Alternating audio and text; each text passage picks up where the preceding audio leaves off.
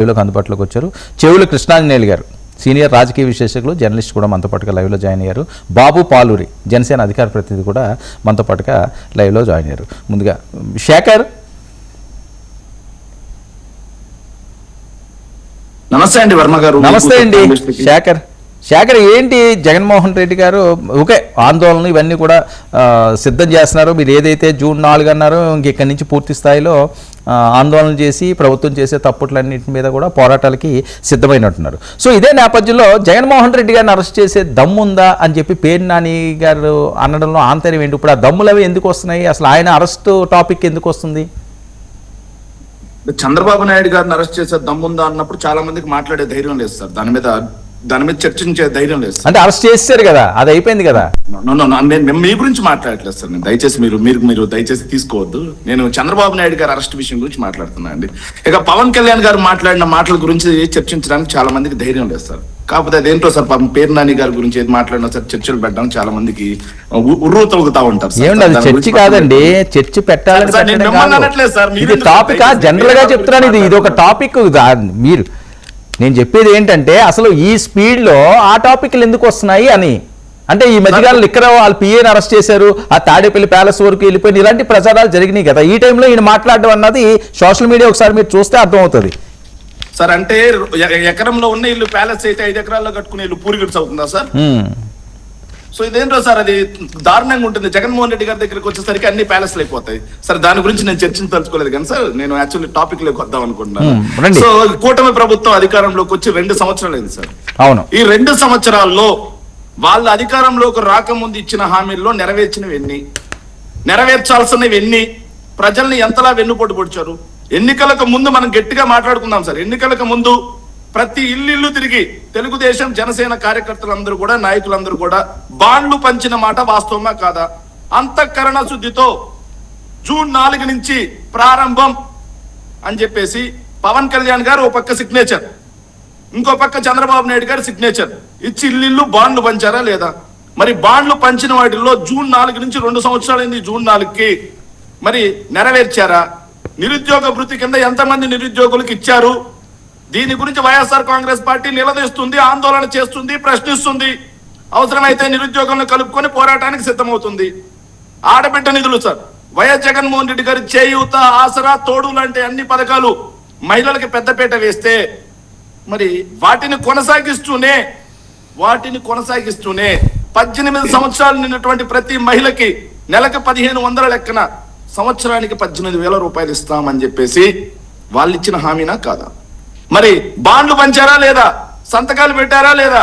మరి 2 జూన్లు అయిపోయినాయి. 2 సంవత్సరాలు అయిపోయింది. ఈ 2 సంవత్సరాల్లో ఏ ఒక్క మహిళకైనా ఆడబిడ్డ నిధులు పడ్డాయా?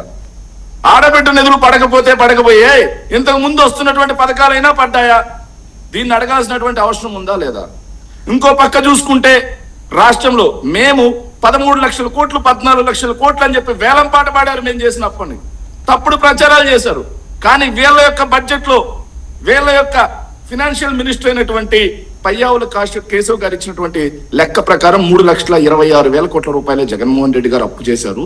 5 సంవత్సరాల పరిపాలనలో 60 నెలలు, అందులో 2 సంవత్సరాల పాటు 24 నెలల పాటు కోవిడ్ ఉన్నా సరే, రాష్ట్రానికి రావాల్సినటువంటి ఆదాయం ఆగిపోయినా సరే, కోవిడ్ మీద అదనంగా ఖర్చు చేయాల్సినటువంటి పరిస్థితి ఉన్నా సరే, మేము చేసిన 3,26,000 కోట్ల రూపాయలు అయితే రాష్ట్రం విధ్వంసమైంది అన్నారు కదా. మరి కోవిడ్ లాంటి సంక్షోభ పరిస్థితులు లేవు కదా. మరి గ్రామాన మీరేం స్కూల్స్ కట్టిలేదు కదా. ఒక్క స్కూల్ బాగు చేయలేదు, ఒక్క ఆసుపత్రి కట్టించలేదు, మెడికల్ కాలేజీలు ప్రైవేట్ వాళ్ళకి ఇవ్వడానికి కంకణం కట్టుకున్నారు, పోర్ట్లు ఫినిష్ చేయలేదు, ఫిషింగ్ హార్బర్లు ఫినిష్ చేయలేదు. మరి కేవలం 24 నెలల్లో 3,50,000 కోట్ల రూపాయల అప్పు ఎందుకు వెళ్ళింది?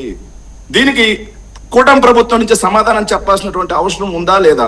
ఖచ్చితంగా వాళ్ళు సమాధానం చెప్పాలి. సమాధానం చెప్పేంత వరకు వైఎస్ఆర్సీపీ ఆధ్వర్యంలో ఖచ్చితంగా పోరాటం చేస్తాం. వైఎస్ జగన్మోహన్ రెడ్డి గారి ప్రభుత్వ హయాంలో మేము 2,36,000 ప్రభుత్వ ఉద్యోగాలు ఇచ్చాం. ఎన్నో సందర్భాల్లో లెక్కలు చదివి మరి వినిపించాం. ఇక్కడ ఏ విభాగంలో ఏమేమి ఇచ్చామని జీవో కాపీలతో సహా మాట్లాడాం. కానీ ఒక్కటి కూడా ఇవ్వలేదు అని చెప్పి మీరు తప్పుడు ప్రచారం చేసి అధికారంలోకి వచ్చారు కదా. మీరు ఇచ్చిన డిఎస్సి, ఆ డిఎస్సిలో కూడా ఇంతలా అవకతవకలా అభ్యర్థులే సార్, వైఎస్ఆర్ కాంగ్రెస్ పార్టీ కాదు, నేరుగా అభ్యర్థులే బయటకు వచ్చి ఆందోళన చేస్తున్నటువంటి పరిస్థితి. ఎక్కడైనా డిఎస్సి అనేది ఎన్ని రోజులు నిర్వహిస్తారండి? ఇన్ని సంవత్సరాల నుంచి అందరూ డిఎస్సి చూస్తా ఉన్నాం. 2 లేదా 3 రోజుల్లో డిఎస్సి ఎగ్జామినేషన్ ప్రక్రియ పూర్తవుతుంది. కానీ ఇక్కడ ప్రహసనంగా నెల రోజుల పాటు రాయించారు. కట్ ఆఫ్ మార్కులు అనేది ఏ ఎగ్జామ్ కైనా సార్, ఎంసెట్ దగ్గర నుంచి ఏ ఎగ్జామ్ కైనా సరే కట్ ఆఫ్ మార్కులు అనేవి ఒకటి రిలీజ్ చేయాలి సార్. ఫైనల్ కి వచ్చిన తర్వాత కట్ ఆఫ్ మార్కులు ఇస్తారు సార్. కట్ ఆఫ్ మార్కులు ఎందుకు ఇవ్వలేదు? మెరిట్ లిస్ట్ వచ్చిన తర్వాత స్టేట్ ఫస్ట్ వచ్చినటువంటి నవీన్ అనే అతనికి మీరు ఎందుకయ్యా ఇవ్వలేదు? ఆ నవీన్ అనే అతను ఎస్సీఆర్టీలో కాంట్రాక్ట్ ఎంప్లాయ్ కాదా? టెట్ కన్వీనర్ ని, డిఎస్సి కన్వీనర్ ని తొలగించి ఎస్సీఆర్టీ జాయింట్ డైరెక్టర్ అయినటువంటి కృష్ణారెడ్డికి ఎందుకు ఇచ్చారు డిఎస్సి బాధ్యతలు? ఓకే, మేము అడిగాం, వాటికి సమాధానాలు లేవు. ఒక్క నిమిషం సార్, డిఎస్సి గురించి మాట్లాడారు. మేము అడిగాం, వాటికి సమాధానాలు లేవు. ప్రభుత్వం నుంచి సమాధానం చెప్పట్లే. అక్కడ ఉన్న మిత్రులైనా సమాధానం చెప్పాలని కోరుకుంటున్నాం. ఇంకోవైపు సార్ జీవో నెంబర్, ఈ దుర్మార్గం సార్ ఇది. జీవో నెంబర్ 77 ప్రకారం ఓపెన్ క్యాటగిరీలో అయితే మెరిట్ లిస్ట్ మెరిట్ లిస్ట్ ప్రాతిపదికన ఓపెన్ లో భర్తీ చేయాలి సార్. కాకుండా ఎస్సీ, ఎస్టీ, బీసీ, ఈడబ్ల్యూసీ వర్గాలకి రిజర్వేషన్ ప్రకారం మహిళలు, PSC, ex service man, sports quota కింద పోస్టులు భర్తీ చేయాలి సార్. కానీ వీళ్ళు ఏం చేశారంటే జీవో నెంబర్ 4 తీసుకొచ్చి స్పోర్ట్స్ కోటాలో సార్ ఎలాంటి రాత పరీక్ష రాయకుండా టెట్ లేదు సార్, డిఎస్సి లేదు, టెట్ ఎగ్జామ్ లేదు, డిఎస్సి ఎగ్జామ్ లేదు, ఆఖరికి డిగ్రీ కూడా పాస్ అవ్వలేదు.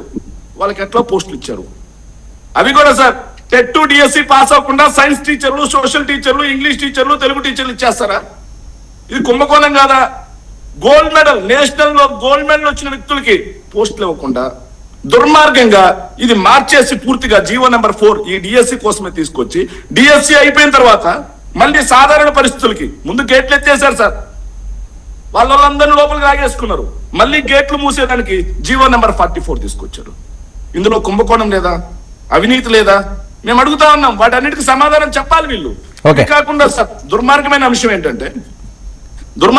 ఏంటంటే స్పోర్ట్స్ కోటాలో సార్ 421 పోస్టులు మేము భర్తీ చేస్తామని చెప్పి 380 పోస్టులు భర్తీ చేశారు సార్. ఈ 380 పోస్టుల్లో 38 మంది సాఫ్ట్ బాల్ అసోసియేషన్ తీసుకున్నారు సార్. 38 మెంబర్స్. ఆ సాఫ్ట్ బాల్ అసోసియేషన్ కి ఎవర్రా చైర్మన్ అంటే Koona Ravikumar sir, TDP MLA. 39 మందిని జూడో క్రీడాకారులు అని చెప్పి తీసుకున్నారు సార్. ఆ జూడో దానికి ఎవర్రా చైర్మన్ అంటే ఎంపీ భరత్. నేషనల్ గేమ్స్ లో గోల్డ్ మెడల్ కొట్టిన వాళ్ళకి ఎగ్జామ్స్ లేవు, కానీ అసోసియేషన్స్ ఉంటాయి చూడండి సార్, ఊరు పేరు లేని ఆ అసోసియేషన్స్ లో వాళ్ళని భర్తీ చేసుకుంటున్నారు. 39 మందిని ఒక్కొక్క అసోసియేషన్ నుంచి. అంటే నేషనల్ గేమ్స్ ప్రామాణికమా, లేకపోతే కింద ఫెడరేషన్స్ లో వచ్చిన ప్రామాణికమా? ఇంకో విషయం అడుగుతున్నాం సార్ మేము నేరుగా.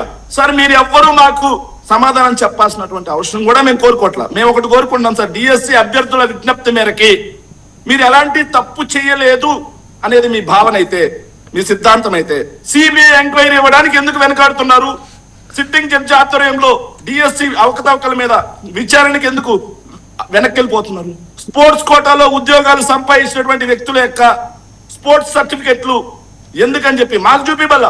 డిఎస్సి అభ్యర్థులకి ఎవరైతే కోర్టు మెట్లెక్కి కోర్టు తలుపులు తట్టి వాళ్ళ యొక్క ఉద్యోగ భద్రత కోసం అడుగుతున్నారో వాళ్ళ కోసం ఎందుకని చెప్పి మీరు వెనుకడికి వేస్తా ఉన్నారు? చూపించడం కోసం.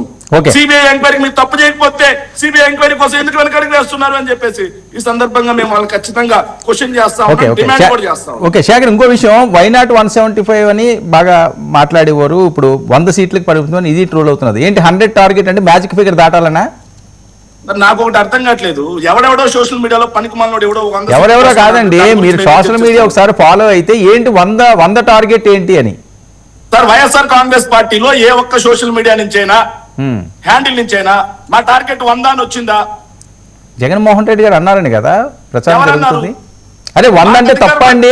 కాదు కాశేఖర్, ఇప్పుడు 100 సీట్లు అంటే తప్ప అది ఏమన్నాని అనరా? మన ఎట్టి పరిస్థితుల్లో 100 దాటాలి అని.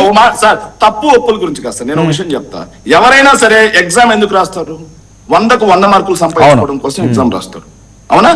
ఏ రాజకీయ పార్టీ అయినా 50 సీట్లు కావాలి అంటే మేము జనసేన లాగా 21 సీట్లే కావాలి, మాకు 15 సీట్లే కావాలి, ఇట్లా కాదు కదా. మేము 175 సీట్లకి పోటీ చేసే దమ్ముంది.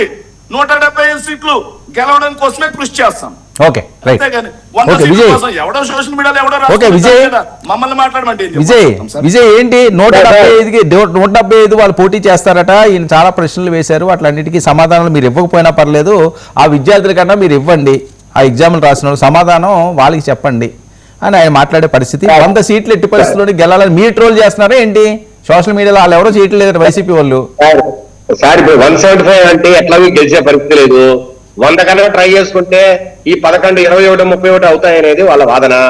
సార్ జగన్మోహన్ రెడ్డి గారు అంతర్గత చర్చల్లో క్లియర్ గా చెప్పారట, డిలిమిటేషన్ అయ్యి మళ్ళా ఎన్నికలకు పోతే ఈసారి గెలవడం అసంభవం, ఖచ్చితంగా వాళ్ళకే గెలుపు సూచనలు ఉన్నాయి, ఈసారి అద్భుతంగా వాళ్ళు పరిపాలన చేస్తున్నారు, ఈసారి